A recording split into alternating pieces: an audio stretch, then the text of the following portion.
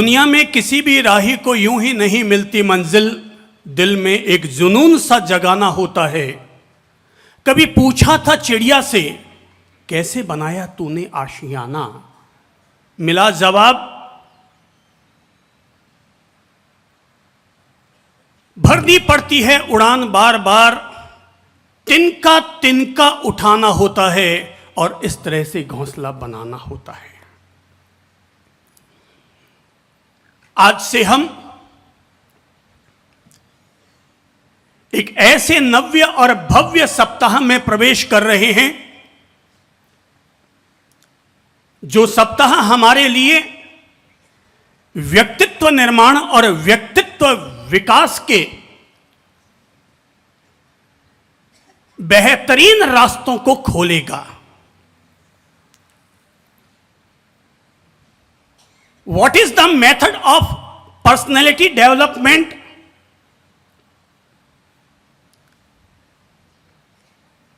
व्यक्ति के अपने व्यक्तित्व के निर्माण और विकास के लिए कौन से तरीके और सलीके हो सकते हैं, आज से हम ऐसी बातों से रूबरू होंगे। गुरु का काम ही होता है कि पत्थर को पत्थर न रहने दे, बल्कि पत्थर को भी गड़ गड़ करके उसे इस तरीके से गड़े कि गड़ गड़ करके उसे किसी मंदिर की मूर्ति बना दे। संसार में बने हुए समस्त विद्यालय, महाविद्यालय और विश्वविद्यालय इसी प्रयोजन के साथ बनाए गए हैं ताकि इंसान के रूप में जन्म लेने वाला इंसान के रूप में जन्म लेने वाला कोई भी व्यक्ति किसी जंगली जानवर की तरह न रह जाए, किसी आदिवासी इंसान की तरह न रह जाए, बल्कि हर इंसान एक सभ्य शालीन और गरिमापूर्ण व्यक्तित्व का मालिक बन सके। इसीलिए दुनिया के सारे विद्यालय, महाविद्यालय और विश्वविद्यालय बने हुए हैं। और शायद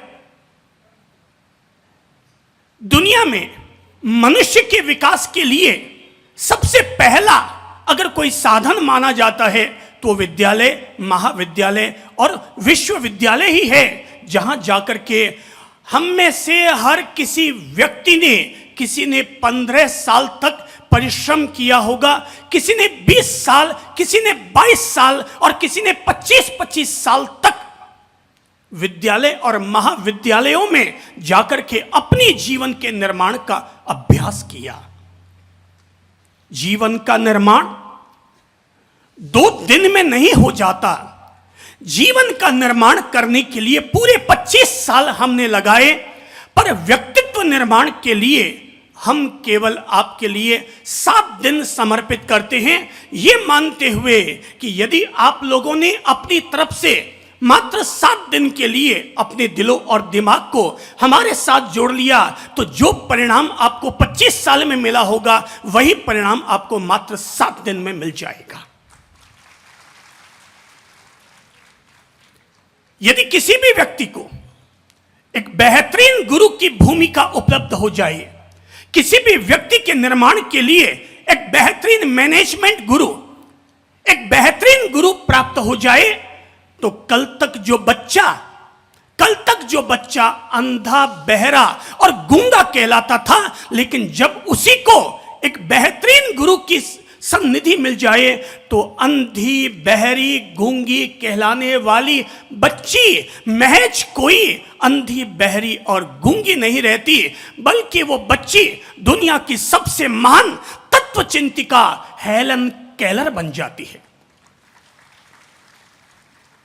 यदि गुरु प्राप्त न होते, बेहतरीन प्रोत्साहन देने वाले लोग न मिलते और दिल में अगर एक जुनून न जगता, तो जैसे कि हर नेत्रहीन व्यक्ति कोई हारमोनियम बजा करके अपनी जिंदगी गुजारता है और कोई व्यक्ति तबला और ढोलक बजाकर और भीख मांग के खा लिया करता होगा, लेकिन अगर किसी भी व्यक्ति के भीतर भले ही वो नेत्रहीन भी क्यों ना हो जाए, पर अगर उसे एक दिल में जुनून अगर जग जाए तो नेत्रहीन बच्चा नहीं रहता, बल्कि वही देश में संगीत के महान एल्बम देने वाले महान संगीतकार रविंद्र जैन बन जाता है।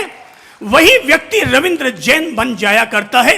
कल तक जो बच्चा गुल्ली डंडे खेला करता था, कल तक जो बच्चा गुल्ली डंडे खेला करता था, लेकिन मिल गए उसे बेहतरीन कोच और मिल गया उसको बेहतरीन प्रोत्साहन, तो परिणाम यह निकल कर आया कि गुल्ली डंडे खेलने वाला बच्चा गुल्ली डंडे खेलने वाला बच्चा न रहा, बल्कि वही बच्चा आगे जाकर के हिंदुस्तान का सबसे महान क्रिकेटर भारत रत्न सचिन तेंदुलकर बन गया।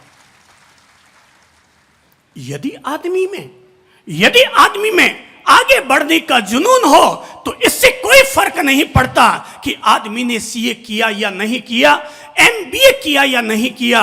दुनिया में कई लोग ऐसे भी हैं जो कि भले ही बहुत न पढ़ लिख पाए हों, लेकिन कुछ कर गुजरने का जब जज्बा दिल में जग जाए तो बच्चा भले ही 6ठी क्लास तक ही पढ़ा हुआ क्यों ना हो, पर इस हिंदुस्तान का काया कल्प करने वाला और सारे उद्योग जगत को एक नई रोशनी देने वाला वही बच्चा सारे विश्व के लिए घनश्याम दास बिरला के नाम से स्थापित हो गया।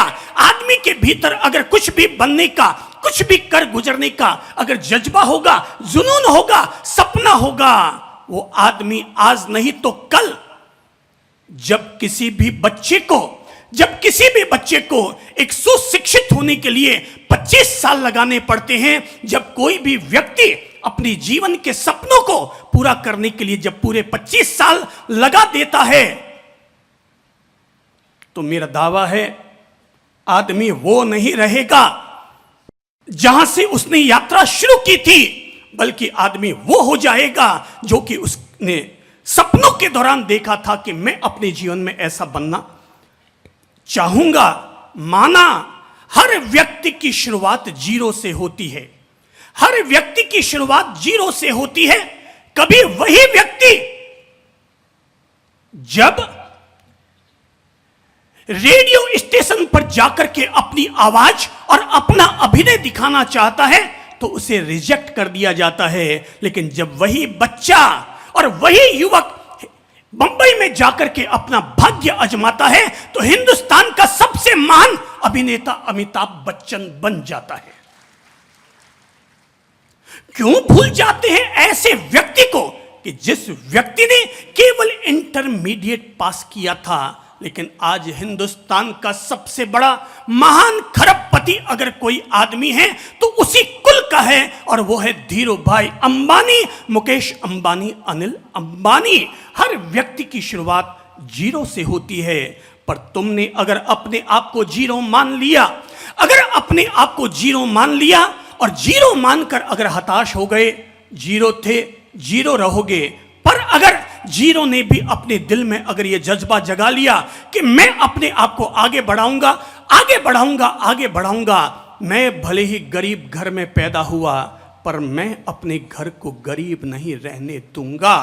मैं भले ही गरीब घर में पैदा हुआ पर मैं अपने घर को गरीब नहीं रहने दूंगा। जब आदमी के भीतर ऐसा जज्बा जग जाता है तो मेरे भाई बहनों, दुनिया में कोई भी कार्य असंभव नहीं होता। हम लोग व्यक्तित्व के निर्माण और आपकी सफलता 100% आपके हाथ की तरफ बढ़े, इससे पहले जरूरी होगा अपने हाथ में कैंची उठाओ। एक हाथ में कैंची लीजिए, हाथ आगे बढ़ाइए और हाथ को कैंची बना लीजिए। सब लोग हाथ ऊपर उठाओ, हाथ को लेफ्ट हैंड को ऊपर उठाओ और कैंची बना लो, और राइट हैंड से अपनी आंखों के सामने लिखो लिख लो स, बिंदु लगाओ ऊपर, आगे लिखो भ, उसके आगे फिर लिखिए व। क्या शब्द बना? असंभव। आपके सामने शब्द खड़ा है असंभव, और आपको व्यक्तित्व निर्माण की तरफ बढ़ने से पहले आपको अपने लेफ्ट हैंड में पकड़ी हुई कैंची का उपयोग करना है, और कैंची का उपयोग करके असंभव में से पहले अक्षर को काट गिराना होगा, पहले अक्षर को काट गिराना होगा। जैसे कि कपड़े की पैंट बनानी हो, कपड़े का सूट बनाना हो तो हमें उसकी कटिंग करनी पड़ती है। ऐसे ही जीवन में अगर किसी भी आदमी को अपना निर्माण करना है तो उसे अपने जीवन के सामने खड़ी हुई बाधाएं, जीवन के सामने खड़े हुए असंभव शब्दों में से करो cutting, cut cut cut cut. आ गिर गया नीचे और नीचे गिरते ही आपके सामने आ गया संभव, आपके सामने आ गया संभव। जीवन में पहला विश्वास ये जग जाना चाहिए कि दुनिया में कोई भी कार्य असंभव नहीं है। अतीत में कभी माना जाता था, अतीत में कभी माना जाता था कि देव विमानों में चढ़ना, देव विमानों में चढ़ना पुण्यशाली लोगों का काम है, हर आदमी के लिए असंभव है। मानव समाज ने इतनी प्रगति की, दुनिया ने इतनी प्रगति की और प्रगति करके इस बात को झुठला दिया, असंभव में से अ को काटा और आज हर शहर से देव विमान उड़ रहे हैं, भले उसका नाम हवाई जहाज ही क्यों न दे दिया जाए। लेकिन हर शहर से आज देव विमान उड़ रहे हैं, भले ही उसका नाम हवाई जहाज भी क्यों न दे दिया जाए। किसी भी व्यक्ति को अगर कुछ बनना है, यह मत सोचो आपकी उम्र क्या है। 80 साल की उम्र कोई उम्र नहीं होती। भगवान ने आपको पूरे 100 साल की जिंदगी दी है। अगर आप हताश उदास मन के साथ जिएंगे, आप 80 और 70 में ही मर के पूरे हो जाएंगे। पर अगर आपके भीतर आपका कॉन्फिडेंस, आपके भीतर आपका विश्वास, आपके भीतर अगर एनर्जी फुल रहने की अगर औकात बनी हुई है, कोई भी व्यक्ति 100 साल से पहले नहीं मर सकता। मरेगा वही जिसने मरने से पहले अपनी आशा और उम्मीदों को मार दिया है। जिसने अपनी आशा और उम्मीदों को मार दिया वही व्यक्ति मरेगा। दुनिया में असंभव कुछ भी नहीं। अगर वो सामने बैठे हैं एक बुजुर्ग व्यक्ति टोपी लगाकर, एक बुजुर्ग व्यक्ति बैठे हैं टोपी लगाकर, जब मैंने बोलना शुरू किया वो बुजुर्ग आदमी सोफे का सहारा लेकर आलसी की तरह बैठे थे और जैसे ही मैंने बोलना शुरू किया मेरे 5 वाक्यों ने उनके भीतर ऐसी ऊर्जा भर दी, उन्होंने अपना सहारा छोड़ दिया और सीधी कमर होकर के बैठ गए। अगर आदमी को ऊर्जा भरे शब्द मिलते हैं, अगर आदमी को ऊर्जा भरे शब्द मिलते हैं, भाई साहब, जब सूखे पौधे को भी अगर पानी मिल जाए तो पौधा भी हिनहिनाने लगता है। अगर गधे को भी कोई प्रोत्साहन देने वाला मिल जाए तो गधा भी घोड़े की तरह हिनहिनाने लगता है। चींटी को भी अगर कोई प्रेरणा देने वाला मिल जाए तो चींटी चींटी नहीं रहती, बल्कि चींटी भी मकोड़ा बन करके और पूरे के पूरे पहाड़ को लांग जाया करती है। एक घर पर मामा जी पहुंचे और मामा जी ने पहुंचकर अपनी बहन से कहा, मामा ने घर पहुंचकर बहन से कहा, तेरा माथा खराब हुआ है? अरे तू अपनी बेटी को अभी तक पढ़ा रही है? तेरा पति गुजर गया, तू विधवा का जीवन जी रही है। झाड़ू पोंछे लगा लगाकर तू अपना गुजारा करती है और उस गुजारे से अपनी बच्ची को पढ़ा रही है। पूरा कमा तो पाती नहीं, रोटी पानी की पूरी व्यवस्था नहीं हो पाती है, और तू है जो जिद पर जिद किए हुए है कि मैं अपनी बेटी को पढ़ा लिखा कर तैयार करूंगी। बहन चुप रहती है, भाई टेढ़े मेढ़े शब्द बोलता है, टीका टिप्पणी करता है और टिप्पणी करते हुए कहता है, अपन लोग ठहरे चौधरी और चौधरियों में बेटियों को ज्यादा पढ़ाने की परंपरा नहीं है। तू तो इसी साल से बच्ची को वापस स्कूल से बाहर निकाल, शादी वादी कर, उसका घर बसा दे, ताकि तू लोड से मुक्त हो जाए, ताकि तू बोझ से मुक्त हो जाए।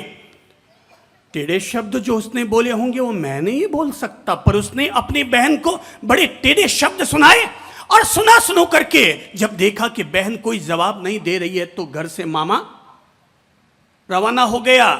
बेटी अंदर बैठी बैठी रो रही थी कि मेरे मामा मुझे न जाने क्यों नहीं पढ़ाना चाहते, मेरे मामा क्यों मुझे इस तरह से तौहीन कर रहे हैं। वो अपनी मम्मा के पास आई और मम्मा के पास आकर कहने लगी, मम्मा मम्मा, मामा मन में आए वैसे बोलते चले जा रहे थे, आपने उसका प्रतिकार क्यों नहीं किया, आपने उसका जवाब क्यों नहीं दिया। मम्मा ने कहा, बेटा चढ़ते के साथ सब चढ़ते हैं और उतरते के साथ कोई नहीं उतरता। बेटा जवाब मुझे नहीं देना बल्कि जवाब तुझे देना है। बेटा जवाब मुझे नहीं देना, जवाब तुझे देना है। और तुझे जवाब जबान से नहीं देना बल्कि पढ़ लिख करके अपने परीक्षा परिणाम के द्वारा अपने मामा को जवाब देना है। न जाने बेटी के दिल को ये शब्द ऐसे बिंध गए कि बेटी ने अपना दिल लगाया, दिल में एक जुनून जगाया। यूं ही नहीं मिलती दुनिया में किसी भी राही को मंजिल, दिल में एक जुनून सा जगाना होता है। पूछा मैंने कभी चिड़िया से, अरे कैसे बनाया तूने आशियाना, तो चिड़िया ने दिया जवाब, भरनी पड़ती है उड़ान बार बार और तिनका उठाना होता है और इस तरह से घोंसला बनाना होता है। इस तरह से घोंसला बनाना होता है कि तिनका। अगर आपने कभी किसी चिड़िया को घोंसला बनाते हुए देखा हो तो आपको पता चल जाएगा कि इंसान के जीवन में सक्सेस कैसे हासिल की जाती है, सफलता कैसे हासिल की जाती है। और जिस दिन कोई भी व्यक्ति चिड़िया को घोंसला बनाते हुए देख लेगा और जिस दिन उस चिड़िया को वहां पर अंडा देते हुए देख लेगा, उस दिन वो व्यक्ति अपने घर में जाकर अपने आप से कहेगा, आपकी सफलता 100% आपके हाथ। और तब बच्ची ने दिल लगाकर पढ़ाई की, साल पूरा बीत गया, परीक्षा के परिणाम आए। मामा ने जैसे ही सुबह अखबार उठाया, अखबार के फर्स्ट पेज के फर्स्ट कॉलम पर यह देखकर कि चौंक पड़ा कि उसकी ही भांजी का फोटो अखबार में छपा हुआ है। क्योंकि 12th में उस बच्ची ने पूरे प्रदेश में तीसरी रैंक हासिल की। उस झाड़ू पोंछे लगाने वाली महिला के बच्ची ने तीसरी रैंक, गोल्ड मेडलिस्ट होकर वो पास हुई। उस बच्ची का नाम है तमन्ना चौधरी। जाकर के उसने अपनी बहन से कहा कि बहन मुझे माफ करना, क्योंकि मैं समझता था कि बच्चियां पढ़ाने के लायक नहीं होती, पर आज मेरी बच्ची ने मेरा मान बढ़ाया, अपने कुल का मान बढ़ाया, अपने समाज का मान बढ़ाया और आज ये साबित किया कि पढ़ी लिखी लड़की रोशनी है घर की। आज उसने ये साबित कर डाला कि पढ़ी लिखी लड़की रोशनी है घर की। अरे बेटी है अभिमान हमारा, बेटी है मुस्कान, जिस घर में बेटी जन्मे वो घर स्वर्ग समान।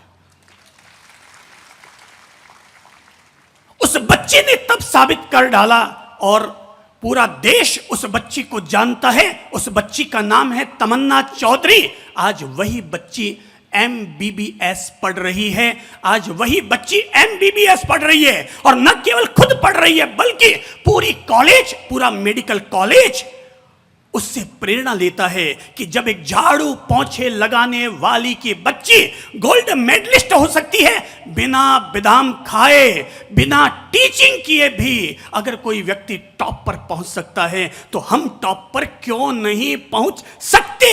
और जब तक कोई भी व्यक्ति अपने आप को मोटिवेशनल प्रेरणा नहीं देगा तब तक कोई भी व्यक्ति अपने जीवन में सफलताओं को हासिल नहीं कर पाएगा। सफलता आसमान से टपक कर नहीं आती, सफलता आसमान से टपक कर नहीं आती और न ही मां सीता की तरह जमीन को फोड़कर निकलती है। सफलता हमारा जन्म सिद्ध अधिकार है और हर व्यक्ति को, आप तो अब तक ये कहते रहे, इस देश ने आपको ये सिखाया, महात्मा गांधी, सुभाष चंद्र बोस, जवाहरलाल नेहरू ने यह सिखाया आपको कि स्वतंत्रता हमारा जन्म सिद्ध अधिकार है, और मैं आपको यह सिखाता हूं कि सफलता हमारा जन्म सिद्ध अधिकार है। हर व्यक्ति को सफल होने की संभावना अपने भीतर तलाशनी चाहिए।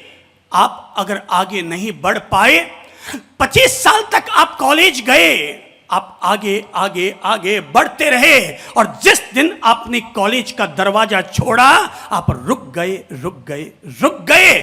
खास तौर पर महिलाएं तो उसी दिन से रुक गई जिस दिन से उनकी शादी हो गई।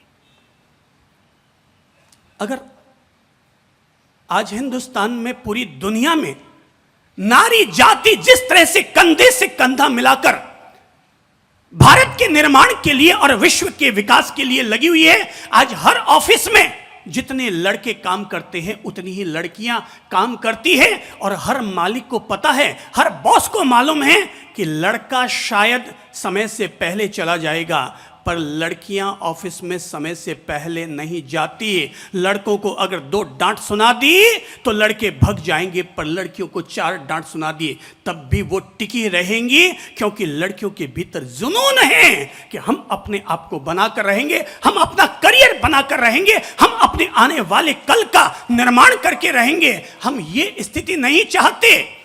लड़कियां जानती है कि हम ये स्थिति नहीं चाहते कि हमें हर सप्ताह में अपने पति के आगे हाथ फैलाना पड़े और कहना पड़े, जरा देना तो 500 का नोट। स्वाभिमानी महिलाएं कभी भी अपने पति के आगे हाथ नहीं फैलाती कि देना तो 500 का नोट, और जैसे ही आप मांगती हैं 500 का नोट, भले ही वो बहु रसिक भाई माणकचंद धारीवाल की बहू क्यों ना हो, और फिर चाहे वो ओम जी रांका की बहू क्यों ना हो, बेटे के द्वारा ये जरूर सुनने को मिलता है, अरे अभी तो पिछली बार तो दिया था, इतनी जल्दी खत्म हो गया। भाई साहब, अरबपति घर की बहू बन जाओगे तब भी सुनने को मिल सकता है कि अभी तो दिया था, इसलिए अपने आप को अरबपति घर की बहू मत बनाओ, बल्कि खुद को अरबपति बनाने का रास्ता खोलो। मैं चाहता हूं कि हमारे समाज का हर व्यक्ति संपन्न बने। गरीब को कोई नहीं पूछता है, गरीब को कोई नहीं पूछता, टक्के जितना भी नहीं पूछता। अमीर आदमी का बेटा अगर भोला होगा ना, तब भी वो कुछ कहेगा तो भी 4 लोग कहेंगे। सुनिए देखिए पहले वो क्या कहता है। और गरीब आदमी अगर पढ़ा लिखा होगा और समझदारी की बात भी कहेगा, तब भी यही सुनने को मिलेगा, हो गया तेरा बॉस सुन लिया, चल बैठ जा। भाई साहब, दुनिया की स्थिति को समझिए। भगवान श्री महावीर ने अपरिग्रह की बात कही थी, पर मैं कहूंगा महावीर ने अपरिग्रह की बात गरीब घर में पैदा होकर के नहीं कही। महावीर ने अपरिग्रह की बात राजकुल में अमीर घर में पैदा होकर के अपरिग्रह की बात कही। अपरिग्रह गरीबों के लिए नहीं है, अपरिग्रह अमीरों के लिए है। गरीब आदमी, उसको अगर संत कहेंगे कि परिग्रह परिमाण व्रत कर लो, मैं कहूंगा ए गरीब भाई, तू मेरे साथ आ, मैं तुझे आगे बढ़ने का रास्ता दिखाता हूं। जिस दिन तुम भंवरजी डोसी बन करके संत बनोगे, सारा देश तुम्हारा सम्मान करेगा। और जिस दिन फकीर चंद बन करके अगर संत भी बन जाओगे, तो तेरा गुरु भी तेरे गोची लेके आजा, कपड़ा धो ले और बैठ जा, प्रतिक्रमण कराने के लिए बोलता चला जा। संत बनो तो भी महावीर की तरह राजकुमार और अधिसंपन्न होकर के संत बनना, और समाज में रहो तब भी अधिसंपन्न होकर के समाज में रहना, क्योंकि समाज में उन्हीं की इज्जत होती है जिनके पास क्या है। थोड़ा हाथ आगे बढ़ाओ तो, ये जितने ट्रस्टी बैठे हैं ना, सब क्यों है ट्रस्टी? क्योंकि फकीर चंद को कोई नहीं बुलाता, फकीर चंद को कोई नहीं बुलाता। समाज की आज की हालत यह है, यहां न गुणवान की पूजा होती है, न चरित्रशील की पूजा होती है, न ज्ञानी की पूजा होती है। यहां केवल एक ही चीज की पूजा होती है। क्या? भजकल दारम भजकल दारम भजकल दारम भजकल दारम। या ठन ठन पाल मदन गोपाल को कोई नहीं पूछता। और इसीलिए चूंकि समाज की यही हकीकत है, समाज की यही हकीकत है, इसलिए मैं आप लोगों को प्रेरित करूंगा और प्रेरित यह करूंगा कि ऐ मेरे भाई बहनों, आप सफलता का पीछा कीजिए। हर व्यक्ति सफलता का पीछा करे। सफलता कोई आसमान से टपक कर नहीं आती, सफलता का पीछा करना पड़ता है। एक दिन में भाई साहब, एक दिन में कोई भी व्यक्ति अमीर नहीं बनता। अगर उसके 1.25 करोड़ की लॉटरी भी खुल जाए ना, तो एक दिन में वो अमीर नहीं बनता, क्योंकि उसको पैसा संभालना ही नहीं आता। 6 महीने में वो फटीचर हो जाएगा। सफलता का हम लोगों को पीछा करना पड़ता है मेरे भाई बहनों, और सफलता का पीछा करने के लिए अपने आप को लगाना पड़ता है, जूझना पड़ता है। मैं एक बात गारंटी के साथ कहूंगा, मैंने कुएं को खुदते हुए देखा है, और उसी के आधार पर आपको यह मोटिवेशनल प्रेरणा दूंगा कि कुआं कभी भी एक गेंती और एक फावड़े के मार से नहीं खुदता। बार बार जैसे घोंसला एक ही उड़ान से नहीं बनता। बार बार घोंसले को बनाने के लिए बार बार तिनकों के लिए उड़ान भरनी पड़ती है। कुएं को खोदने के लिए बार बार खुदाई करनी पड़ती है। अगर आदमी ये सोचेगा मैंने ये किया, इसमें परिणाम नहीं मिला, मैंने ये किया, मैंने परिणाम नहीं मिला, और अगर वो अपने आप को धंधा, व्यापार, करियर, रास्ते अगर बदलता रहेगा, आदमी नहीं पहुंच पाएगा। मैं आपसे कह दूं, पीछा करना पड़ता है। आज अगर किसी महाराज को अगर अपने लेक्चर देना है, जिस दिन वो अपने जीवन में 1000 लेक्चर दे देगा, वो आदमी हिंदुस्तान का टॉप का प्रवक्ता बन जाएगा। जिस दिन आप जो भी व्यापार करते हैं, मैंने देखा है कि आप लोग सोचते होंगे कि ज्वेलरी का काम करने से ही आदमी बढ़ता है। जी नहीं। जिसको लोग धूड़ा और मिट्टी समझते हैं, उस मिट्टी को बेच कर भी लोग करोड़पति और अरबपति बन जाते हैं। कबाड़ी का काम करने वाले, पूरा अजमेर और अजमेर का जैन समाज कबाड़ी का काम करता है, लेकिन सारा समाज कबाड़ी का काम कर करके भी उन्होंने भागचंद कोठियां खड़ी कर डाली, उन्होंने सोने के स्वर्ण मंदिर खड़े कर डाले। आज अजमेर की नसिया जी पूरे विश्व में विख्यात है। उन्होंने कबाड़ी का काम कर करके सारा समाज वहां पर अरबपति बना हुआ है। काम कोई छोटा नहीं होता। रद्दी का काम करने वाला भी ऊंचाई तक पहुंच सकता है। ध्यान रखिएगा, जब तक आदमी काम शुरू नहीं करता तब तक काम छोटा लगता है। जिस दिन तुम काम को ऊंचाई पर पहुंचा दोगे, कोई काम छोटा नहीं होता। आमतौर पर लोहे का काम करने वाला लोहार कहलाता है। आमतौर पर क्या कहा मैंने? क्या कहा बोलो तो? लोहे का काम करने वाला लोहार कहलाता है। लोहे का काम करने वाला लोहार कहलाता है, और चमड़े का काम करने वाला क्या कहते हैं? बोली तो चमार। बिल्कुल ठीक कहा आपने। लोहे का काम करने वाला लोहार कहलाता है, और चमड़े का काम करने वाला चमार कहलाता है। लेकिन ऊंचाई हासिल न करो तभी तक लोहार और चमार कहलाओगे। लेकिन जिस दिन ऊंचाई को हासिल कर लोगे, तो लोहे का काम करने वाला लोहार नहीं, बल्कि लोहे का काम करने वाला इस दुनिया में टाटा कहलाता है, और जूतों का काम करने वाला इस देश में बाटा कहलाता है।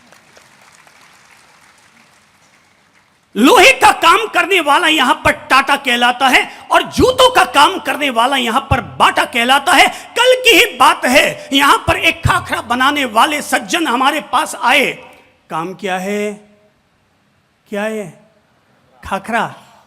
खड़ा खड़ा खा, उसका नाम खाखरा। काम करता था खाखरे का, और खाखरे का काम करने वाला उस व्यक्ति ने अपने खाखरे लाकर दिखाए और कहा कि साहब लोटस खाखरा के नाम से मैं अपने खाखरा निकालता हूं। हमने पूछा खाखरा में, उसके चेहरे को देखा, कपड़ों को देखा, लग तो बिल्कुल टनाटन रहा था। हमने कहा आपके यहाँ आदमी कितने काम कर रहे हैं? बोले साहब 60 से 70 आदमी हमारे यहाँ 60 से 70 आदमी हमारे यहाँ पर काम करते हैं।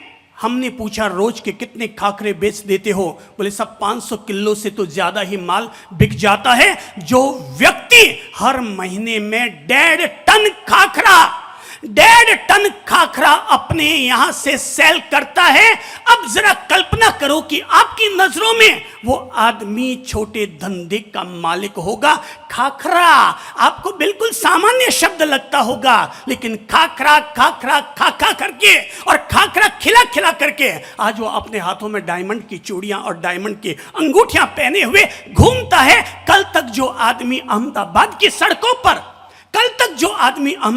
की सड़कों पर सरफ की पोटलियां और लिक्विड सरफ ठेले पर लेकर के चलता था, हम अपनी आंखों से देखते थे उस आदमी को कि वो आदमी ठेले पर सरफ की थैलियां और सरफ के लिक्विड कैलिको मिल से खरीद के लाता और बेचा करता था। उस जमाने में 1 रुपये की 1 सीसी और 1 रुपये का 1 किलो का पाउडर बेचा करता था।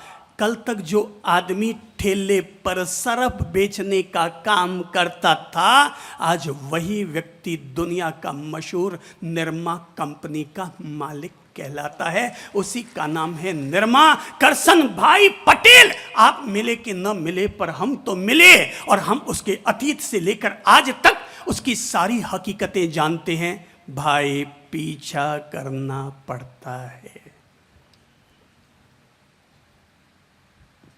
क्या करना पड़ता है? क्या करना पड़ता है? भाई साहब गली में अगर कुत्ता रहता है ना, तो वो भी जानता है कि मैं गली का शेर तभी बनूंगा जब मैं किसी का पीछा करूंगा। गली का कुत्ता भी तभी शेर बनता है जब उसको ये एहसास हो जाए कि मैं किसी का पीछा करूंगा। भाई साहब कुत्ते को अकल आ गई कि पीछा करना पड़ेगा गली का शेर बनना है तो। और मैं आपसे कहूंगा आपको भी पीछा करना पड़ेगा अगर जिंदगी में 100% सफलता हासिल करनी है तो। पीछा करना पड़ता है भाई लोगों, पीछा करना पड़ता है। क्यों भूल जाते हैं उस आदमी को? क्यों भूल जाते हैं उस आदमी को जिस आदमी ने 22 साल की उम्र में जिस व्यक्ति ने शादी की, 24 साल की उम्र में उसकी पत्नी ने तलाक दे दिया, 27 साल की उम्र में उसने फिर शादी की, पत्नी उसके हाथ से चली गई, 29 साल की उम्र में उसने पार्षद का चुनाव लड़ा, हार गया, 32 साल की उम्र में उसने एमएलए का चुनाव लड़ा, हार गया, 37 साल की उम्र में उसने कांग्रेस सीनेट से चुनाव लड़ा, हार गया, 47 साल की उम्र में उसने उपराष्ट्रपति पद का चुनाव लड़ा, वो हार गया। लेकिन 52 साल की उम्र में वही व्यक्ति अमेरिका का महान राष्ट्रपति अब्राहम लिंकन बना। सफलता का पीछा करना पड़ता है, लगना पड़ता है, लगना पड़ता है, लगना पड़ता है। क्या आप ये कोई मामूली बात समझते हैं?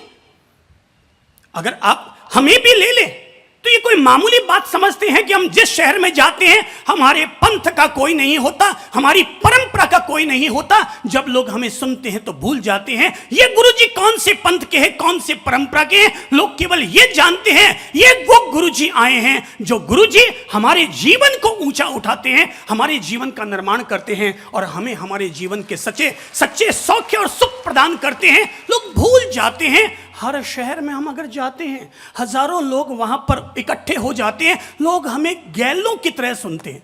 किसकी तरह? गैले बनकर सुनते हैं। और लोग ऐसे फिदा हो जाते हैं कि जैसे हम उनको वो चीजें दे रहे हैं जो चीजें वो आज तक जिंदगी में हासिल न कर पाए। जो जो काम 100 संत नहीं कर पाते हैं, वो काम हम अकेले वहां पर निपटा करके आ जाते हैं, क्योंकि हम जानते हैं सफलता का पीछा करना पड़ता है। अगर मैं पूछूं एक लड़का जिसके 36% मार्क्स आते हैं, एक लड़का जिसके 50% मार्क्स आते हैं, एक लड़का जिसके 85% मार्क्स आते हैं, एक लड़का जिसके 100 में से 100% मार्क्स आते हैं। कारण क्या बताइए? कौन बताएगा? कौन बताएगा? इन्होंने कहा वो मेहनत करता है इसलिए 36 लाता है, लेकिन जो पीछा करता है वो 100 में से 100 लेकर के आता है। आपने क्या जवाब दिया भाई साहब जो बीच में खड़े हुए थे? पीछा करता है। भाई साहब, कोई भी व्यक्ति यहां, अगर मैं आप में से पूछूं कि भाई साहब आप में कोई ऐसा स्टूडेंट रहा है जिसके 85% से एबो नंबर आए? कौन है? हाथ खड़ा कीजिए। वेरी गुड, स्टैंड अप, दौड़ के ऊपर आओ, हरी अप, आप भी आ जाओ बेटा।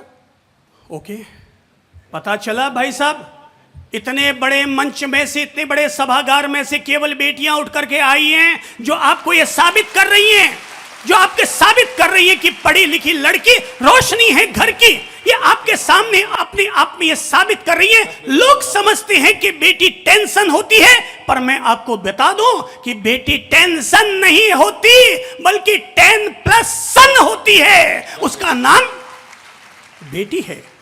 बेटी क्या नहीं होती? आगे आओ बेटा, हो कमन। अब आया, एक को शर्म आई, चला। अच्छा, अब और आए, चलो आओ। ओके ओके ओके, दौड़ के आओ, दौड़ के आओ, आ जाओ, आ जाओ, सारे आ जाओ। जो भी 85% से अबोव है आ जाओ।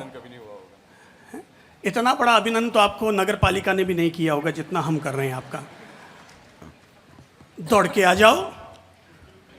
हिंदुस्तान ने नारा दिया था जय विज्ञान जय किसान, मैं नारा देता हूं जय जवान जय विज्ञान। उन्होंने दिया था जय जवान जय किसान, है ना? पता है किसने दिया?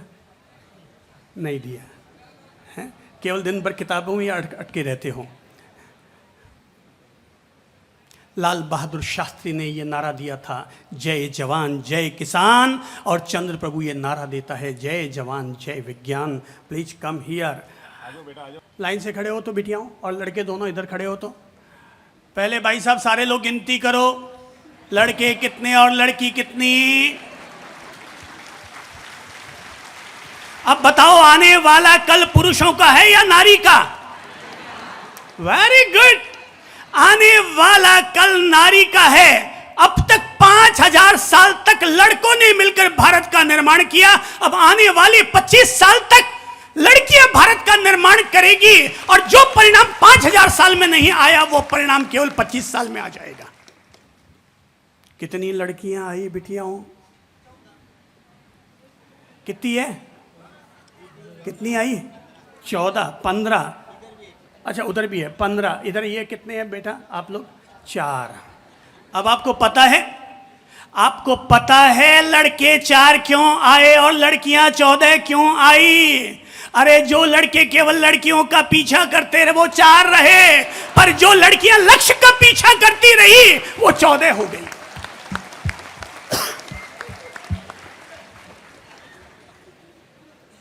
मैंने क्या कहा था अभी कि जिन्होंने क्या किया था पीछा?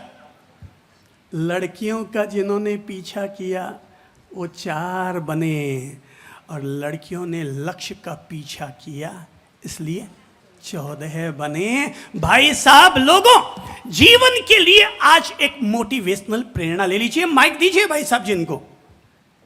चलिए बेटा एक बात बताइए, आपके कितने % मार्क्स आए? 94। ताली बजाइए, इनका सम्मान कीजिए। 94% मार्क्स। आपका शुभ नाम? ऋतिक धोखा। ऋतिक धोखा। आपके 94% मार्क्स आए। हम दुआ करते हैं बेटा अगले साल आपके 100% मार्क्स लेकर के आओ। हमारी दुआएं और आशीष आपके साथ हैं। बेटा क्या आप बताएंगे कि आपके 94% आने का राज क्या है? डिटर्मिनेशन। बोलो, जो है सो बोलो। डिटर्मिनेशन और डेडिकेशन। और दिन भर पढ़ाई। दिन भर मतलब समझ कर पढ़ाई कर। समझ कर पढ़ाई। अच्छा ओके, सेकंड वाले को दो। आपका शुभ नाम क्या है? नमन। आगे? छाजेड़। आपके पापा जी का नाम क्या है? नरेंद्र छाजेड़। भाई साहब कितने % मार्क्स आए? 93.6। पहले तो मैं आपका सम्मान करता हूं, और फिर मैं इनसे कहूँगा भाई साहब केवल इंग्लिश मीडियम में मत पढ़ाते रहो, कभी चंदा प्रभु और ललित प्रभु की पाठशाला में भी लेकर आ जाओ ताकि पता चल सके कि पापा जी का नाम जी से लेते हैं। जी लगा कर। तो शंभू लाल इतनी देर तक आपको क्या तकलीफ हो रही थी बोलते हुए हैं? अब बोलो दोबारा पापा जी का नाम। नरेंद्र जी छाजेड़। नरेंद्र जी छाजेड़। अब श्री पहले और लगा दो। श्री नरेंद्र जी छाजेड़। अब आपके 100% मार्क्स आएंगे। अब ज़रा बताइए कि आपके 93.5% आने का राज क्या है? कंसंट्रेशन से पढ़ाई करना हैं? और लड़कियों पे कम ध्यान देना। पढ़ाई पर ध्यान ज़्यादा देना और लड़कियों पर ध्यान कम देना, ये इन्होंने अपना राज बता दिया। थर्ड वाले को दो तो बढ़िया बढ़िया बढ़िया। आपके कितने % मार्क्स आए बाबू? मेरा नाम शिवम खाबिया है, मुझे शुभम जी 87%। खाबिया। अच्छा प्रभु, आपके कितने % मार्क्स आए? 87। 87% मार्क्स आए। क्या आपको अभी जब हमने यहाँ बुलाया आप बड़े गौरव के साथ आए, 87% मार्क्स हैं, आपने सुना उनके 94 93% मार्क्स आए, तो उनकी बात को सुनकर आपने मोटिवेशनल क्या प्रेरणा ली अपने लिए? यही कि ज़्यादा डेडिकेशन के साथ पढ़ाई करनी चाहिए। ज़्यादा डेडिकेशन के साथ पढ़ाई करनी करनी चाहिए। अब आपका अगले साल में प्रोजेक्ट क्या है? आप क्या कहाँ तक लाना चाहेंगे? 87 तक या नहीं, ग्रो करना चाहूँगा 90 अबव। 90 एबो। आप अपने इन सहपाठियों को अपना आदर्श बनाइए और यहाँ से ये प्रण करके जाइए 87 अब तक मेरी मेहनत से आया। आज मैंने गुरुजी को सुना, आज मैंने इन सब लोगों की बातें सुनी, आज मैं यहाँ से एक संकल्प लेकर जाता हूँ, मैं 100% में से 100 लाऊंगा। तुम सफलता का पीछा करो। अरे 100 में से 100 ना आए पर 98 से कम आपके आ ही नहीं सकेंगे अगर आपने उसका ढंग से पीछा किया तो। ओके बेटा, इनको दो माइक। हाँ जी, आपका शुभ नाम? योगेश शांतिलाल जी मुनोत। योगेश शांतिलाल जी मुनोत। अच्छा, योगेश जी मुनोत। ओके, आपके कितने % मार्क्स आए? 87%। 87%। अच्छा, आप अपनी तरफ से क्या बोलना चाहेंगे? अभी पौन घंटा तक आपने हमें सुना है, आप मुझे बताना चाहेंगे आपने अभी क्या प्रेरणा ली हमसे? पीछा करने की प्रेरणा ली है। करने की प्रेरणा ली है। प्रेरणा ली है। कुछ भी गोल हो तो पीछा करना ही कुछ भी पड़ेगा गोल उसको। करेंगे, कुछ भी गोल करना हो, पाना हो तो पीछा करना ही पड़ेगा। करना पड़ेगा। ओके बेटा, इनको दीजिए। Very good. हाँ बेटा, आपके कितने % मार्क्स आए? 94। 94। ताली बजाइए, अभिनंदन कीजिए। अगले को दीजिए। कितने % मार्क्स आए? 93.8। 93.8। बेटा नाम क्या है आपका? शीता रांका। सीता रांका। अगले को दीजिए। 95। 95। क्या आनंद है। बेटियों ने हमारा कितना मान बढ़ाया है, बेटियों ने हमारा और सारे समाज का कितना मान बढ़ाया है। ओके बेटा, आपके कितने % मार्क्स आए? 87। 87। अगले को दीजिए। 95। 95। नाम क्या है? काजल कांकरिया। काजल कांकरिया। Very good. मुझे तो आप काजोल दिखती हैं। चलिए आगे बोलिए। 95.4। 95.4। Very good. आगे। Very good. 95। 95। Very good. 86। 86। Very good. आगे दीजिए। 88। 88। आगे दो बेटा। 94.5। 94.5। Very good. आपका नाम क्या है बहन? नमिता मुत्था। नमिता मुत्था। आगे दीजिए। मुझे एमटेक में 90% मिला। 90% मिला। Very good. 86%। 86। आगे वाले को दीजिए। 85। 85। 86। 86। Very good. आगे दियो तो। मेरा 10th में 90.14 था और अच्छा। 12th में 89.6 था। Very good. बहुत सुंदर। लहरों से डरकर नौका कभी पार नहीं होती, कोशिश करने वालों की कभी हार नहीं होती। लहरों से डरकर नौका कभी पार नहीं होती, कोशिश करने वालों की कभी हार नहीं होती। नन्ही चींटी जब दाना लेकर चलती है, नन्ही चींटी जब दाना लेकर चलती है, चढ़ती दीवारों पर 100 बार फिसलती है। मन का विश्वास रगों में साहस भरता है, मन का विश्वास रगों में साहस भरता है। चढ़कर गिरना, गिरकर चढ़ना नहीं अखरता है। आखिर उसकी मेहनत बेकार नहीं होती, कोशिश करने वालों की कभी हार नहीं होती। सब बोलो तो, कोशिश करने वालों की कभी।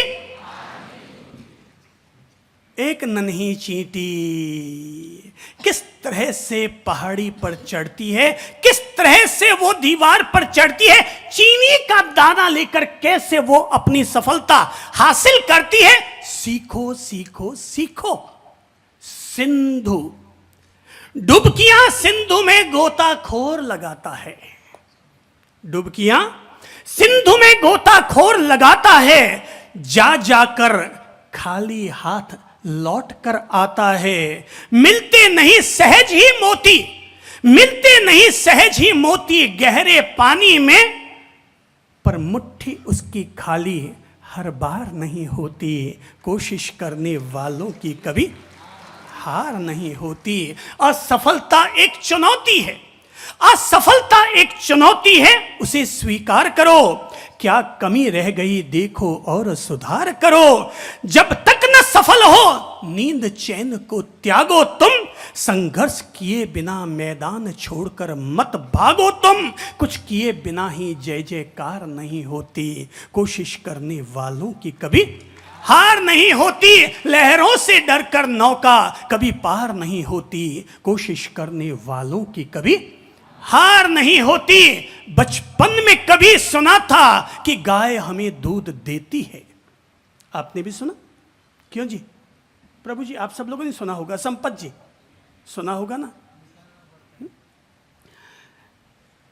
हमने सबने यही सुना है कि गाय हमें दूध देती है, और मैं भी बचपन में मैंने भी यही पढ़ा था कि गाय हमें दूध देती है। मैं बाल्टी लेकर गाय के पीछे पीछे जाया करता था, पर भाई साहब गाय ने एक बूंद भी दूध नहीं दिया। जो दिया वो न तो खाने के काम का था न पीने के काम का था। गाय जो अपने आप देती है, अपने आप गाय क्या देती है? बिल्कुल ठीक कहा आपने, बिल्कुल ठीक कहा आपने कि गाय जो अपने आप देती है उसको गोबर कहते हैं या उसे गौमूत्र कहते हैं, पर दूध गाय देती नहीं है। क्या करना पड़ता है? दोना पड़ता है। भाई साहब, जब मैंने ग्वाले को दूध निकालते हुए देखा तो समझ में आ गया, गाय जो अपने आप देती है उसे गोबर और गौमूत्र कहते हैं, पर गाय में से जो निकाला जाता है उसे दूध कहते हैं। अरे और तो और, मां भी तब तक दूध नहीं पिलाती जब तक बच्चा नहीं रोता है। बच्चे को भी मम्मा का दूध पीने के लिए उसको भी कोई ना कोई पुरुषार्थ तो करना ही पड़ता है। आज जब आप लोगों से मैं कह रहा हूं तो मैं आपको बता दूं भाई साहब, अपनी स्थिति को मजबूत बनाओ। हाथ में चाहे रोलेक्स की घड़ी पहनो और चाहे टाइमैक्स की घड़ी, तो दोनों एक ही टाइम बताती है, पर घड़ी केवल टाइम नहीं बताती, घड़ी पहनने वाले का भी टाइम बताती है कि अभी उसका कैसा टाइम चल रहा है, अभी उसका कैसा टाइम चल रहा है घड़ी है? अच्छा आप बताइए भाई साहब, रिलायंस का मोबाइल, टाटा का मोबाइल 600 रुपये में आता है, उससे बात हो सकती है कि नहीं? हो सकती है कि नहीं? होती है ना? एप्पल वाले में कोई स्पेशल बात होती है क्या? होती है क्या? बात दोनों में एक जैसी तो होती है, पर आप एप्पल का क्यों खरीदते हैं? अच्छा यहां कौन बैठा जिसके पास वर्च्यू का मोबाइल हो? कोई है क्या? हाथ खड़ा करो तो। वर्च्यू का मोबाइल किसके पास है? खड़े हो तो भाई साहब, ओ भाई साहब खड़े हो तो। और कौन है जिसके पास वर्च्यू का मोबाइल है? दौड़ के आ गया हो तो भाई साहब। ओ भाई साहब थोड़ा ऊपर आइए तो। ओ भाई साहब, हे भगवान, अरे वो कहते हो बाबू जी ने आज मुझे क्या ज़बरदस्त पकड़ा। भाई साहब जरा मोबाइल कहाँ निकालो तो अपना। अच्छा वहीं पे पड़ा, सीट पे मरवाओगे क्या? लोग जाएंगे ले जाएंगे, हमें बोलोगे बाप जी के मोबाइल इधर उधर हो गया। अच्छा चलिए एक बात बताइए, आपके पास वर्च्यू का मोबाइल है क्या? हाँ। है? हाँ नहीं, जी हाँ। जी हाँ। हाँ, थोड़ा सा बोलने का तहजीब सिखा देता हूँ। जी हाँ। वो क्या सीधा मारवाड़ से उठ के आ गया ना? मारवाड़ से पहले जोधपुर नहीं आया, जोधपुर आते तो वहाँ पर थोड़ी भाषा की शालीनता सीख करके फिर यहाँ आते हैं। वो क्या सीधा सिरोही रो वहीं के पट्टी से, जालोर से, वहीं से उठ के सीधे आ गए। बाबू जी आपको मालूम है सिरोही से हूँ मैं? हाँ मालूम है निशा। अच्छा, अगर आप जोधपुर के होते तो हाँसा बोलते हैं, सिरोही के ना इसलिए हाँ बोला। अच्छा जरा एक बात बताइए भाई साहब जी, आपका मोबाइल कितने का होगा? 7,20,000। कितने का सुना आपने? कितने का? एक रखते हैं कि दो रखते हैं? 2। दो। बीवी एक कि दो? 1। अच्छा बीवी एक। मरवा देंगे मुझे या? अच्छा मरवा देंगे। अच्छा ठीक है, बीवी एक रखते हैं पर मोबाइल 2 रखते हैं। दूसरा कौन सी कंपनी का है? वर्चू का ही है। अच्छा दोनों ही बच्चों का रखते हैं? हाँ जी। वाह यार क्या स्टैंडर्ड है आपका तो। और दूसरा कितने का है? नहीं शौक है। दूसरा कितने का है? वो भी इसके करीबन है, 680 का है वो। 680 का? 6,80,000। 6,80,000 का। अब बताओ भाई साहब, अपने यहाँ सब पार्टियां बैठी है कि नहीं? नहीं ये पार्टियां तो बहुत कुछ है, ये सब शौक की बातें है। हाँ हाँ, मैंने कब कहा कि आप महाराज बुराई साहब। की बात है? मुझे कुछ लेना नहीं है, घबराइएगा हमारा। ये सब भाई शौक की साहब, बातें है। अरे शौक की बात है, जब आप 8 लाख का मोबाइल बात करने के लिए रख सकते हैं तो क्या किसी दूसरे जरूरतमंद भाई को आगे बढ़ाने के लिए आप 8,000 रुपये हेल्प के लिए खर्चा नहीं कर सकते? नहीं देखिए, मेरे से महाराज साहब जितना होता है मैं करता हूँ। हाँ हाँ मुझे पता है, आप कहते हैं मेरे से जितना होता है। भाई साहब आपसे इतना ही तो होता है, तभी तो आपने 8 लाख का मोबाइल खरीदा, नहीं तो आप 1.5 करोड़ का मोबाइल खरीदते। Okay sit down please. सफलता का पीछा करना पड़ता है, घड़ी ध्यान रखो भाई लोगों, घड़ी हो चाहे मोबाइल हो, ये केवल बात करने के लिए नहीं रखे जाते, बल्कि आदमी अपना स्टैंडर्ड मेंटेन करने के लिए एप्पल, सैमसंग, वर्चू के मोबाइल रखता है। और मैं चाहता हूं भाई साहब, हमारे समाज में एक भी व्यक्ति ऐसा न रहे जिसके पास एप्पल से नीचे का मोबाइल हो। हर आदमी का इतना स्टैंडर्ड बढ़ना चाहिए, और ये तभी बढ़ेगा जब आप सफलता का पीछा करेंगे। भाई लोगों ध्यान रखना, हम में से हर आदमी को अपनी मेंटेलिटी को तैयार करना होगा, अपनी मानसिकता को हम लोगों को तैयार करना होगा। और मानसिकता ये तैयार करनी पड़ेगी, हम मुफ्त का नहीं खाएंगे। मैं आज सारे समाज को प्रेरणा दे रहा हूं, हम मुफ्त का नहीं खाएंगे, भीख मांग के खा लेंगे मगर किसी का मुफ्त का नहीं खाएंगे। मैं सारे समाज और हर समाज के हर ट्रस्ट से कहूंगा और यह कहना चाहूंगा कि भाई लोगों, आप समाज में किसी भी व्यक्ति को राशन मत दीजिए, अगर देना है तो उसको रोजगार दीजिए। अगर आप राशन देंगे तो उसको हर महीने देना पड़ेगा, पर अगर आपने उसको रोजगार दिला दिया तो एक बार आपको उसकी हेल्प करनी पड़ेगी, पर बाद में जिंदगी भर वो अपने पांव पर खड़ा रहेगा। हर समाज के व्यक्ति आत्मनिर्भर होना चाहिए, हर आदमी अपने पांव पर खड़ा होना चाहिए, न कि समाज के सामने हाथ फैलाने वाला होना चाहिए। अभी कल से ही कुछ लोग हमारे पास पहुंच रहे हैं, सब ये प्रोजेक्ट करें, ये प्रोजेक्ट करें। मैं आपसे कहूंगा भाई लोगों, कॉलेज गवर्नमेंट बना रही है, कॉलेज गवर्नमेंट बना रही है, आप कॉलेज बनाने की मत सोचो, विद्यालय बनाने की मत सोचो, आप अस्पताल बनाने की मत सोचो। धंधा करने वाले लोग ऐसा खूब कर रहे हैं, आप तो केवल एक काम करो। हम अपनी तरफ से बड़े सम्मान पूर्वक दादा भाड़ी ट्रस्ट से भी कहेंगे, और यदि और भी कोई ट्रस्ट या अध्यक्ष मंत्री उनके बैठे हो, मैं उन सब से कहूंगा, आप अगर इस पूना चातुर्मास में कुछ करना चाहते हैं तो एक काम कीजिए, और काम यह कीजिए कि पूना शहर में एक ऐसा विद्यालय बनाइए जहां पर किताबें न पढ़ाई जाए, बल्कि जहां पर रोजगार कमाने का हुनर सिखाया जाए। जहां पर रोजगार कमाने का हुनर सिखाया जाए, आप ऐसे विद्यालय खोलिए। आज आपको बता दूं, नल फिटिंग का काम करने के लिए आपका पढ़ा लिखा होना जरूरी है या नहीं? क्या बोलेंगे, जवाब देंगे? नहीं। दैट मीन्स प्लम्बर का काम सीखकर हर आदमी 30,000 रुपया महीना आराम से कमा सकता है। आपके यहां पर अगर आपने नौकरी दी है, आप 8,000 रुपया महीना उसको देते हैं, मैं कहता हूं ऐ मेरे भाई बहनों, आप ये पुण्य कमाइए कि आप उसको प्लम्बरिंग का काम सिखाइए। केवल 1 साल में वो प्लम्बरिंग का काम सीख जाएगा, और अभी तो आपको हर महीने उसको 3,000 रुपये का राशन देना पड़ता है। मैं कहूंगा वो अगले 1 साल तक 1 साल तक अगर उसने प्लम्बरिंग का काम, किसी ने अगर इलेक्ट्रीशियन का काम, किसी ने अगर एसी फिटिंग का काम अगर सीख लिया है, तो न केवल 1 साल के बाद वो 30,000 रुपया महीना कमाएगा, बल्कि वो दूसरे जरूरतमंद भाई को 3,000 रुपया हेल्प अपनी तरफ से भी दे सकेगा। भाई, आप दानी जरूर बनिए, हेल्पर जरूर बनिए, पर ऐसे हेल्पर मत बनिए कि जिससे वो अपाहिज हो जाए, कमा के ना खा पाए।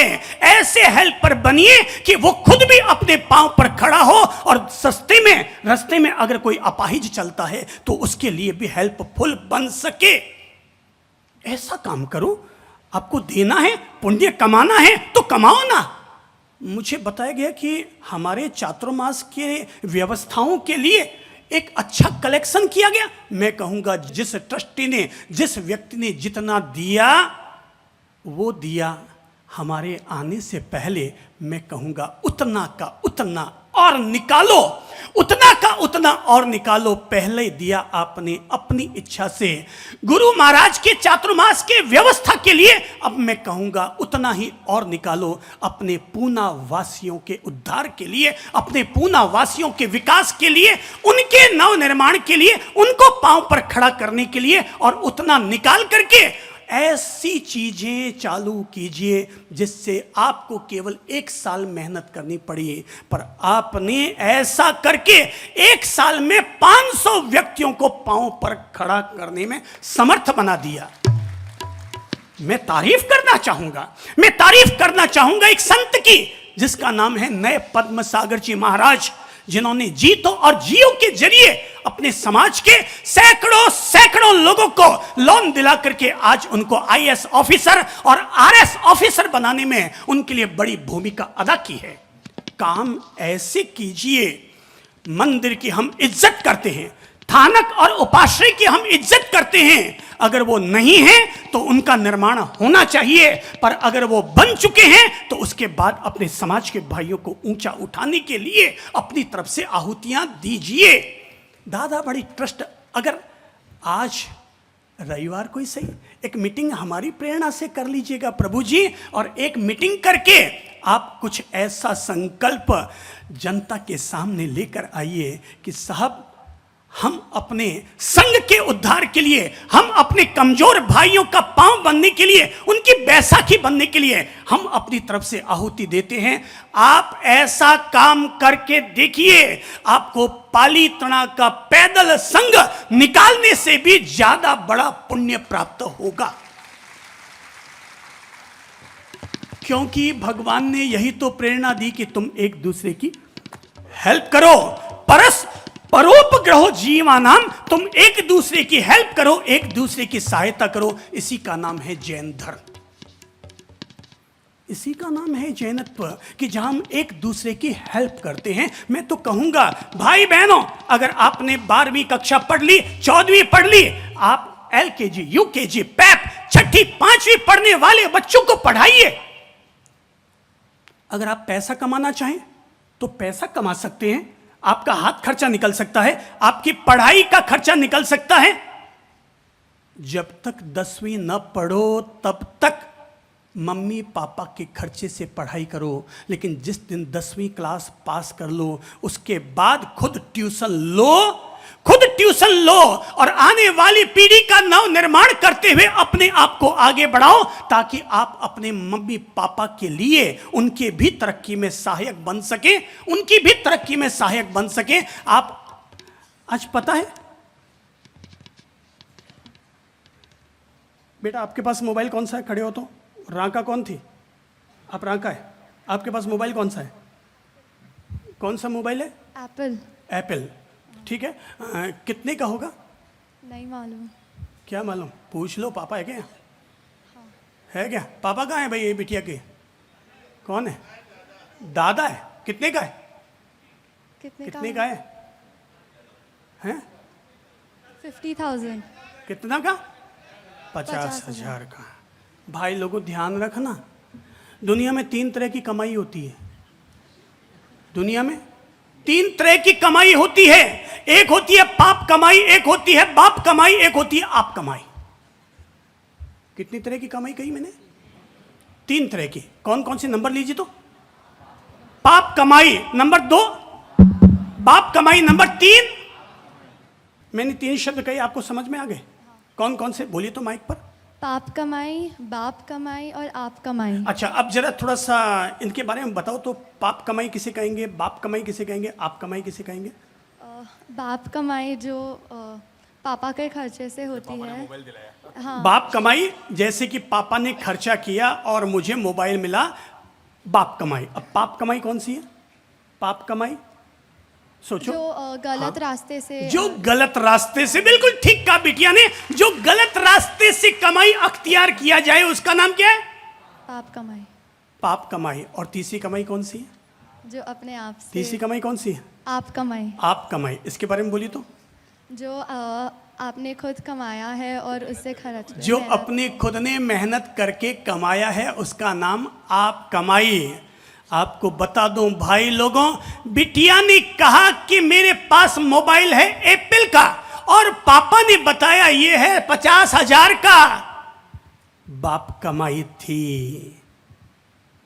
जिस दिन इस बिटिया का जॉब लगेगा, जिस दिन इस बिटिया का जॉब लगेगा, उस दिन वो पहली बार जब 30,000 रुपया महीना लेकर आएगी ना, और पापा अगर कहेंगे बेटा मोबाइल लेकर आ जाऊं तेरे लिए 70 का, नहीं नहीं नहीं पापा ज़रूरत नहीं है, मेरा वो रिलायंस वाला ठीक है। क्योंकि उसको पता है, क्योंकि उसको पता है कि 30,000 रुपया मैंने किस तरह से कमाया है। महीने भर तक मैं ऑफिसों के रगड़ के खाती रही, महीना भर तक मैं मेहनत करती रही, उसके बाद जो मुझे कमाई मिली वो 30,000 रुपये। उसको पता है कि उस 30,000 की क्या वैल्यू है। अभी न तो एप्पल की वैल्यू है और न 50,000 की वैल्यू है। वो पापा का गिफ्ट है। मैं पापा की लाडली, मैं पापा से गिफ्ट लेने का अधिकार रखती हूं। मैं नहीं लूंगी तो किस दिन लूंगी?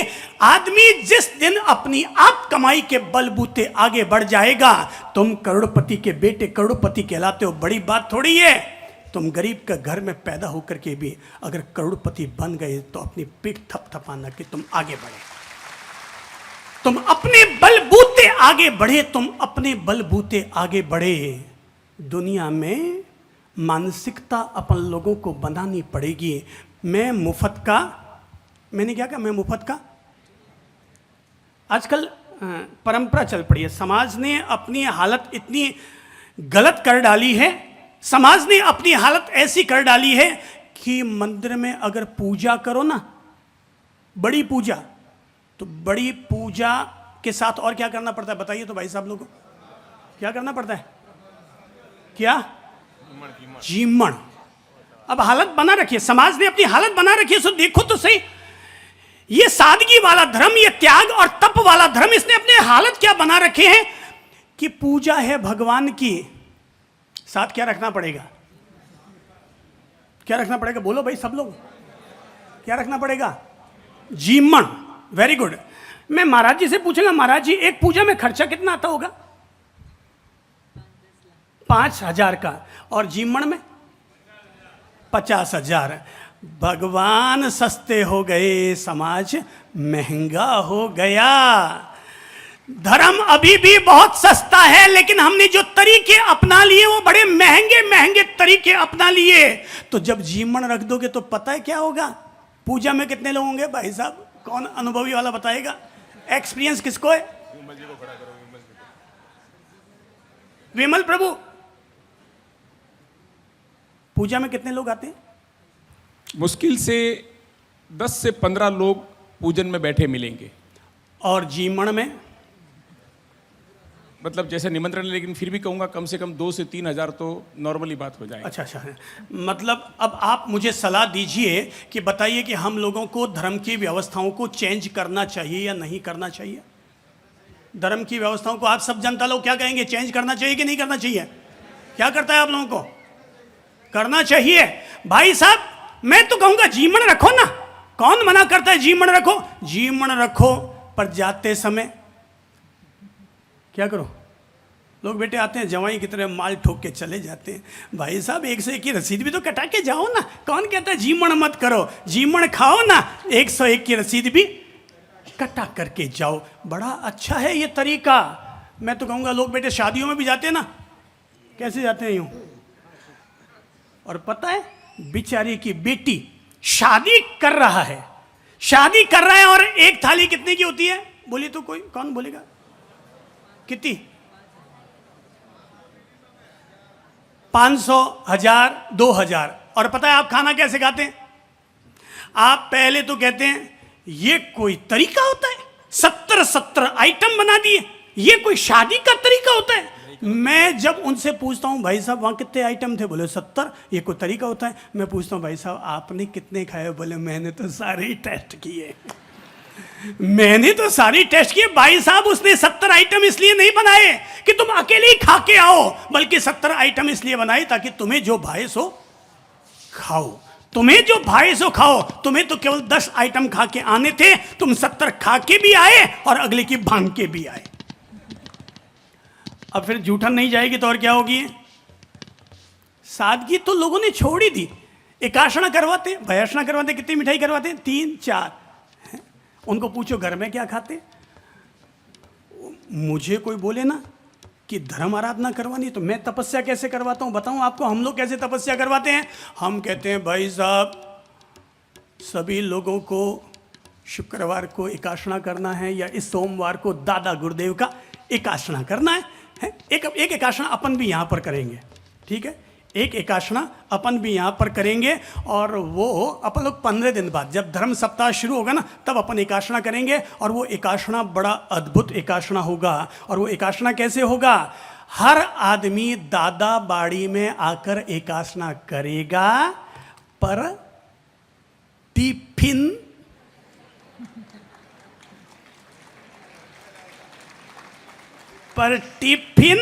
अपने साथ लेकर के आएगा, टिफिन अपने साथ लेकर के आएगा। मेरा दावा है दादा बाड़ी में, अगर दादा बाड़ी की तरफ से एकाशना होगा तो 3 मिठाइयां चाहेगी, पर जब अपने घर से टिफिन लेकर आएगा ना, तो उसमें वही लौकी की सब्जी और 4 फुलके अपने साथ में लेकर के आएगा। हम एकाशना करवाएंगे, एक ऐसा सामूहिक एकाशना करवाएंगे जिसमें हम सब लोगों को एकाशना करने का न्योता देंगे। धर्म सप्ताह जब आएगा ना, तो एक एकाशना कराएंगे। हम तो समझते हैं धर्म छोटा होना चाहिए, थोड़ा होना चाहिए, सरल होना चाहिए, सब कोई कर सके ऐसा धर्म करना और करवाना चाहिए। तो एक एकाशना अपन करेंगे, जिसमें क्या करेंगे साथ में? क्या? अच्छा बताइए तो मुझे, हाथ खड़ा है, कितने लोग मेरे साथ वो एकाशना करेंगे? कितने लोग कर लेंगे जो घर से टिफिन लेकर आएंगे? अभी भी कुछ लोग कच्चे हैं ना, अभी भी फोकट का खाने की आदत पड़ी है। थोड़ा दोबारा हाथ खड़ा कीजिए तो देखता हूँ कितने लोग मेरे साथ एकाशना करेंगे। अरे भाई 90% जनता मेरे साथ है, फिर कहाँ दिक्कत है? Very good. अगर 90% टिफिन आ गए तो बाकी 10% वालों को अपन खिला देंगे। बाकी वालों को जो टिफिन आएंगे, तो टिफिन में एक्स्ट्रा माल भी तो अपन लोग ले लेके आएंगे ना।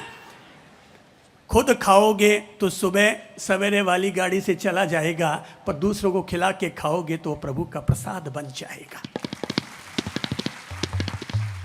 सपने देखो मेरे भाई, सफलता का पीछा करो, मुफ्त में खाने की आदत छोड़ो। सपने देखो, आगे बढ़ने के सपने देखो।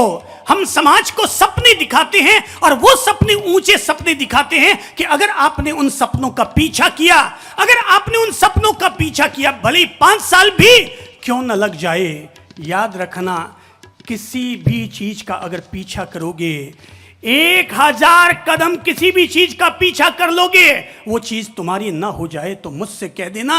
अरे लैला मजनू भी अगर 1000 दफा कह चुका I love you, I love you, I love you, तो लैला को मजनू का होना ही पड़ा।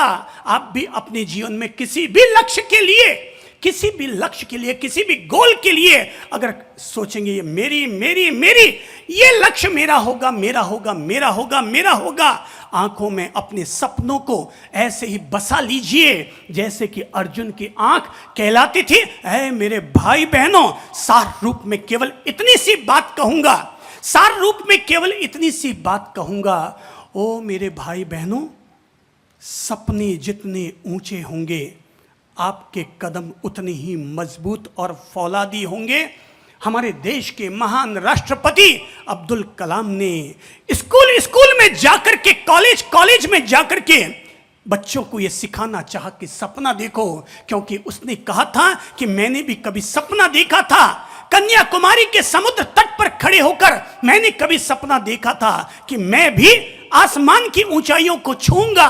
उसने सपना देखा, परिणाम ये निकल कर आया, उसने हवा से हवा में मार करने वाले प्रक्षेपास्त्रों का आविष्कार किया, हवाई जहाज और रॉकेटों को उसने नई बुलंदियां प्रदान की।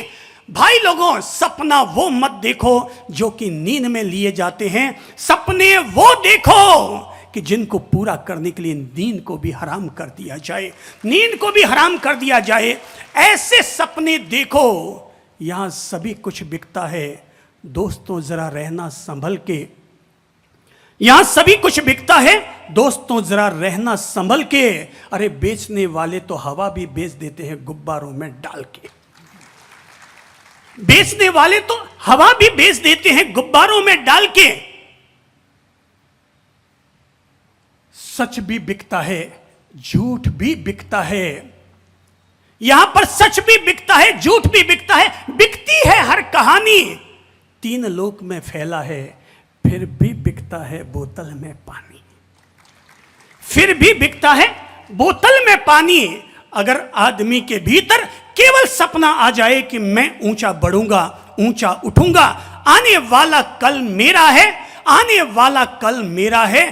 कल तक व्यक्ति भले ही चाय की दुकान पर बैठता था, पर चाय की चुस्कियां लेते लेते भी सपने देखने लग गया कि मैं भी कभी अपने देश और प्रदेश का नेतृत्व करूंगा। तो चाय बेचने वाला व्यक्ति भी देश का प्रधानमंत्री नरेंद्र मोदी बन गया। आज केवल आप लोगों को बुनियादी तौर पर मात्र इतनी सी प्रेरणा दे रहे हैं, सफलता का सपना देखो, उसका पीछा करो। जो चले सो चरे, जो चलेगा सो चरेगा।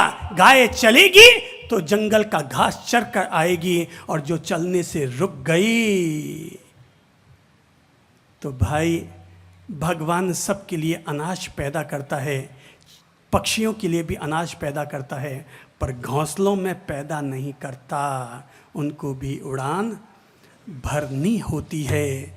यूं ही नहीं मिलती राही को मंजिल, यूं ही नहीं मिलती राही को मंजिल। दिल में एक जुनून सा जगाना होता है। पूछा कभी चिड़िया से कैसे बनाया आशियाना, मिला जवाब भरनी होती है उड़ान बार बार, एक एक तिनका उठाना होता है, और इस तरह से जिंदगी का घोंसला बनाना होता है। अपनी ओर से प्रेम पूर्वक इतना ही अनुरोध करता हूं।